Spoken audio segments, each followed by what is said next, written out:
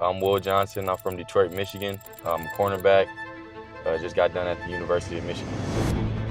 What does it mean to you to ultimately become him, right? To be the guy that everyone's looking at? Yeah, I think for me, it means a lot to be in that spoken about and seen in that light. So for me, it's just about staying in the moment, not going too high with the highs, too low with the lows. Just staying true to yourself, keeping God first, and letting what's already written for me come my way, and doing everything I can to tap into my potential and be the best version of me.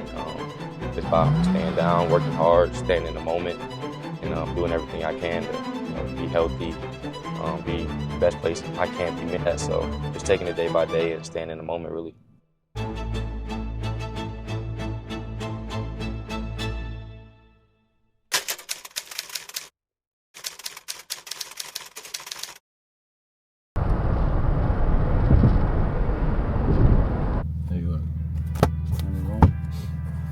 I know a lot of DBs don't grow up playing DB, right? You generally grow up playing on the offensive side of the ball. Was that who you were? Were you an offensive guy, and then ultimately there was a shift? Yeah, I was an offensive Was it because guy. you couldn't catch? No, I'm kidding. Nah, definitely wasn't that. I had a few offers to play receiver in college too, so I wasn't that. That's really all. If you watch my high school highlight tape, that's all it is receiver highlights, really. So, like Wildcat quarterback. So, I definitely got that in my bag, and Yeah. shoot, I was gonna do some punt returning this year. If I didn't get hurt. Elusive. So, yeah, I got that elusive agility, Yeah. all those things. Obviously, man, you've been a part of the Michigan defensive culture, which, as an outsider, a fan, it's been characterized by speed, power, and then a refusal to break. How would you say you fit into that culture, and how was that culture established?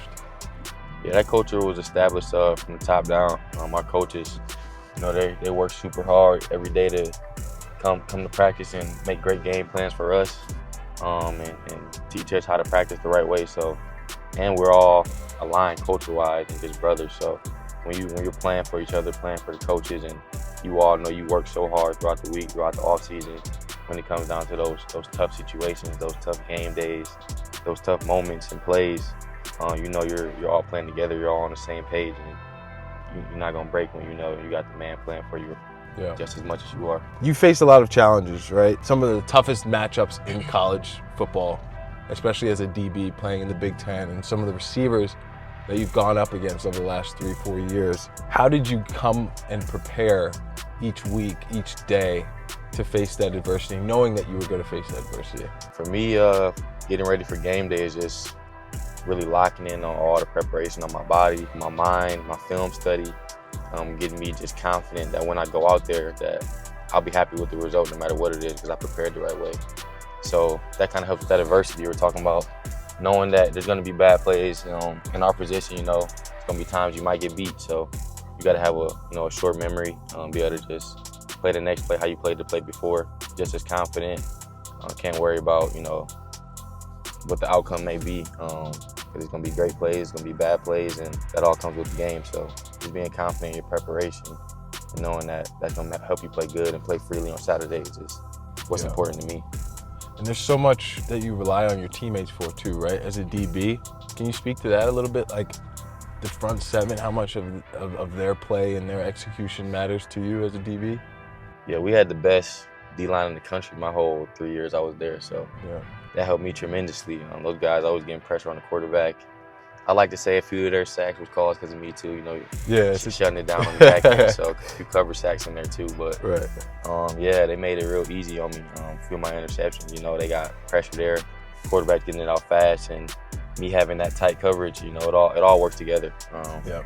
Football is 11 on 11, so you got to do your job. But you all work off each other. We all have, you got your leverage here. Someone has your help, certain parts of the field. So it all works together, and we all prepare to play together.